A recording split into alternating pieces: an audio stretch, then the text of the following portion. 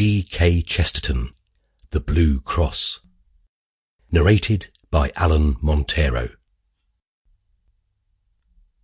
Between the silver ribbon of morning and the green glittering ribbon of the sea, the boat touched Harwich and let loose a swarm of folk like flies, among whom the man we must follow was by no means conspicuous, nor wished to be. There was nothing notable about him, except a slight contrast between the holiday gaiety of his clothes and the official gravity of his face.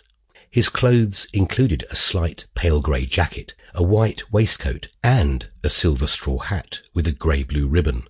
His lean face was dark by contrast, and ended in a curt black beard that looked Spanish and suggested an Elizabethan ruff. He was smoking a cigarette with the seriousness of an idler. There was nothing about him to indicate the fact that the grey jacket covered a loaded revolver, and the white waistcoat covered a police card, or that the straw hat covered one of the most powerful intellects in Europe.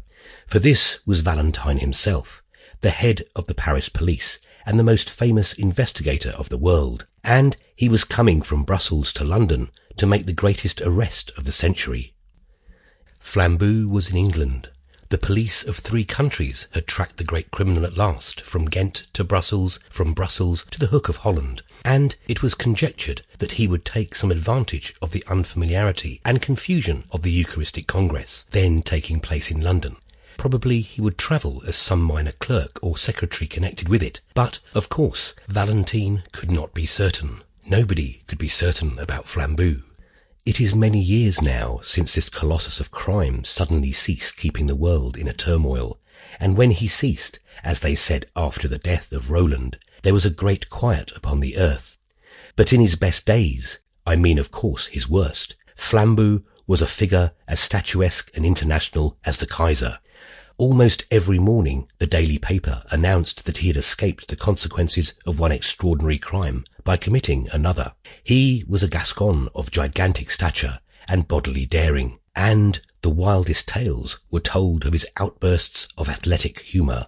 How he turned the jus d'instruction upside down and stood him on his head to clear his mind. How he ran down the Rue de Rivoli with a policeman under each arm. It is due to him to say that his fantastic physical strength was generally employed in such bloodless, though undignified scenes. His real crimes were chiefly those of ingenious and wholesale robbery. But each of his thefts was almost a new sin, and would make a story by itself. It was he who ran the great Tyrolean Dairy Company in London, with no dairy. Sample complete. Ready to continue?